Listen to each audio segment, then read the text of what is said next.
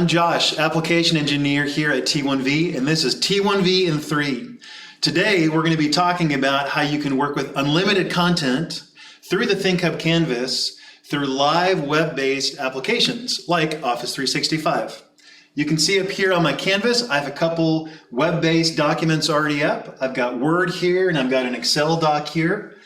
I can interact with these through the ThinkHub Canvas. I can scroll through them.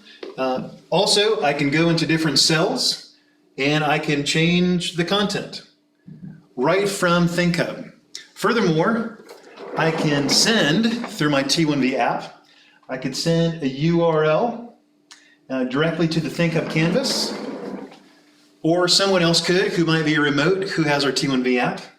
And you can see here, I have a PowerPoint brought up. And within this PowerPoint presentation that's web-based, I can interact with it from ThinkHub.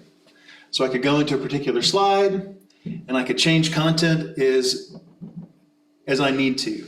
So a very easy way for anyone to be able to manipulate, to engage with web-based content, and in a persistent way as well. So I could save this session and all of this information would still be saved online so people could come in and they could work on it in a persistent way.